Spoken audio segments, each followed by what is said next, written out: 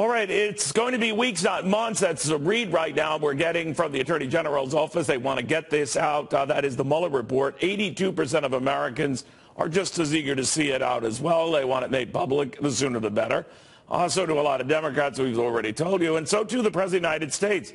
My next guest says there is a good reason this can't happen right away. The former Justice Department official, Gene Rossi.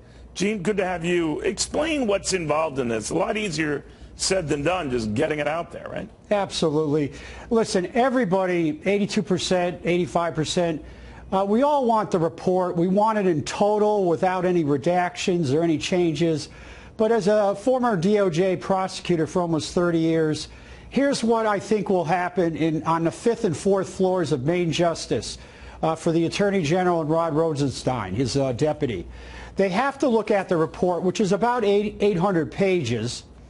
And then you have supporting documents, grand jury information, FBI 302 interview notes, documents. That takes a long time to go through to make sure of the following, Neil.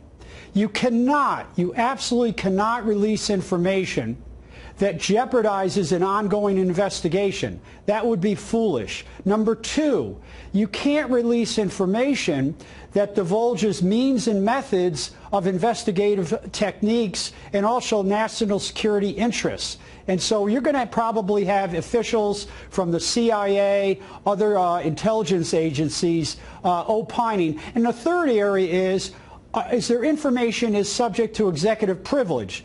Whether it's the White House privilege or President Trump's personal privilege, attorney-client. So you have all these things going on, including deliberative process privilege. So the report will be dissected, it will be perused, it probably will be reviewed by 25, 50, maybe 100 lawyers and staff in the Justice Department and agencies.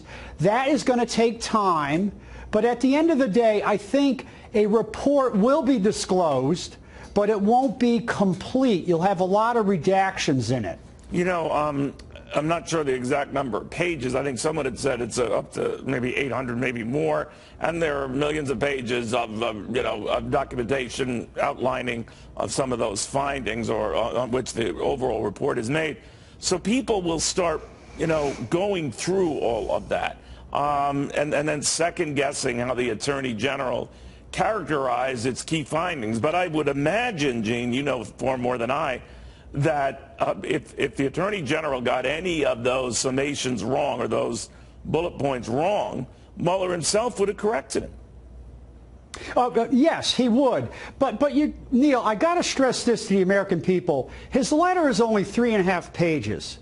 And there are probably so many findings and conclusions in that report.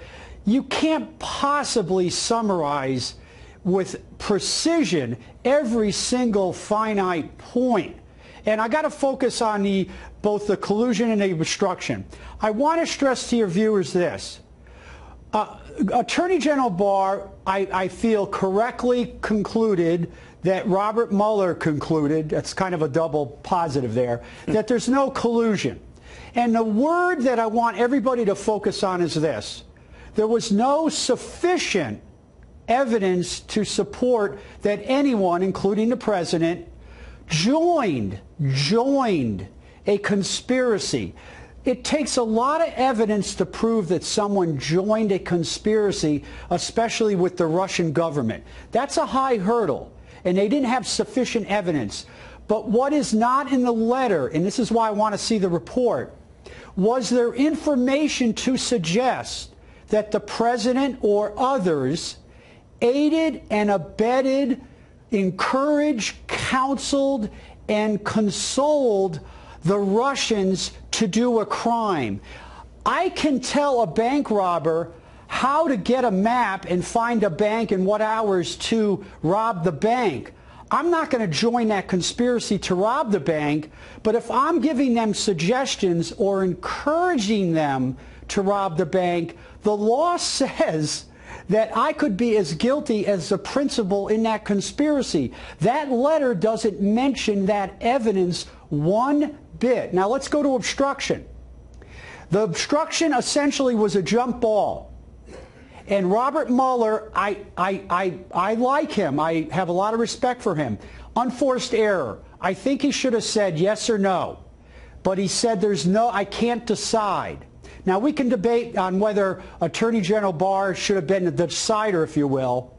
But what bothers me is this. If it's a jump ball, that means that on one part of the scale, it says don't charge the president. And on the other part of the scale, it says do charge the president. It's at equipoise. So that means there were prosecutors in that office, guaranteed, that were arguing no obstruction, but there were prosecutors arguing, yes, there is obstruction. Now, this is where you get into privilege, deliberate process privilege, work product privilege. That's something that the Department of Justice may want to protect, because I used to write pros memos agreeing to prosecute and to decline, and I had people on the other side of that issue. We had competing memos.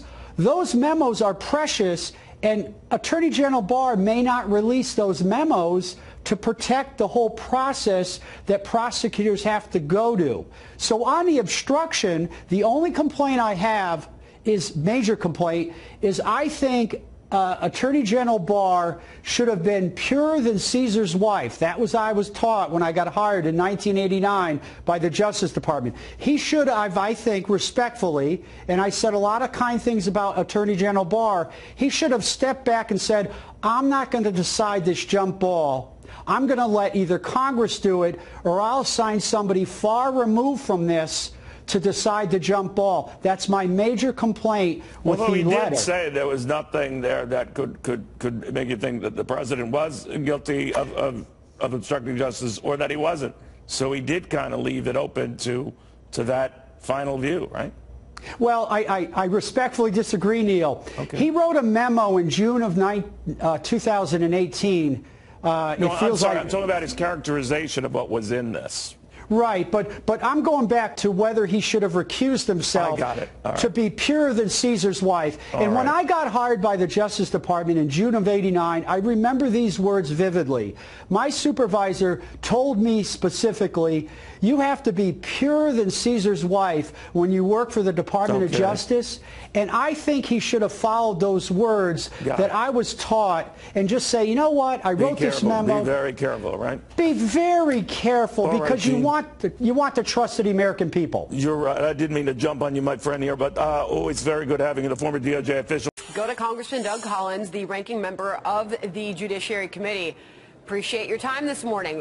What is your goal here? What questions do you have?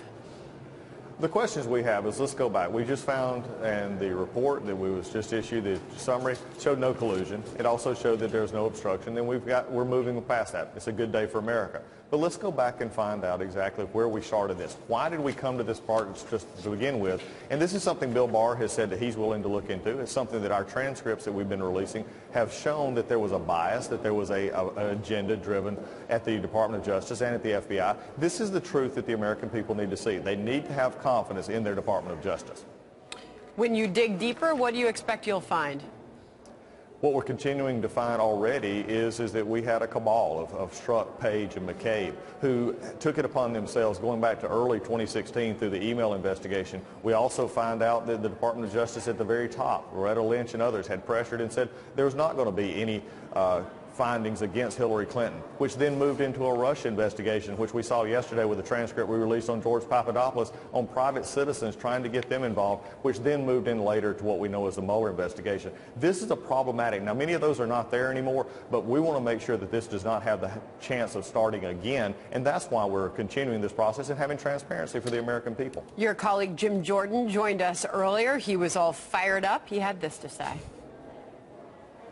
Chuck Schumer, one of the top Democrats in our government, back in January of 2017 said this: when you mess with the intelligence community, they have 6 ways to Sunday at getting back at you. Now think about that statement. That is scary. The intelligence community getting back at President Trump for what? For winning the election? How high it goes, I don't know. But this is why we do need to investigate that, because this kind of activity is never supposed to happen in this great country. Wanted to get your reaction to that, Congressman. I agree with Jim. I think that one of the things that we've got to remember, and I want just a brief history. This goes back to the Church Commission back in the 70s. This was how the whole FISA process started, so that we could gain control over making sure our intelligence communities, our investigative communities, were operating within the law, and there was a focus on how we did these counterintelligence investigations and how we would go through this, so that people in this country are protected. When we have that abuse, which we saw, which started back then and now coming back to light where we see problems, we need to point that out, and we need to see where it ends. That is an investigation that is worthwhile. Truth is never not available for investigation, and that's what we're finding out here. And I want to go back to your own words on this resolution. You're saying it was part of, quote, showing the thinking and actions of the individuals who fueled investigations of President Trump for collusion and obstruction. Is this the path forward, and as far as strategy for your party now that that investigation is over, is this the right tack? Well, it's a tack that is, the truth is always the right tack. When we understand where we're going here, it goes back to something that is not new investigation. We've already done this investigation, these transcripts that we're talking about, but it does go to the mindset of Andy McCabe and why he wanted to do what he was doing after Mr. Comey was fired and the things that he has said since then. But we've shown it now to where Bill Barr in his confirmation hearings has said there were issues that he's willing to look into. Senator Graham's talked about that. And this is just a truth process. We have a policy agenda that we're going to continue to talk about, a president who has done great things with the economy, with deregulation. We want to focus on those things, but we're also going to focus on the truth of what happened at DOJ. How would you describe your colleagues in the House, the Democrats, on this issue? Are they with you? Not really. I think the weekend was a tough time for them because I think they lost their first love. They got a note back from Mr. Mueller saying we're wanting to break up because the collusion wasn't there, because obstruction wasn't there. So I think they're now trying to figure out what do they do next, and sometimes they just go out and they're wanting to do other investigations because simply they still cannot get over the fact that November 2016 happened. Donald Trump became president, not Hillary Clinton. Congressman Doug Collins, I really appreciate you coming on America's Newsroom. Thank you, sir.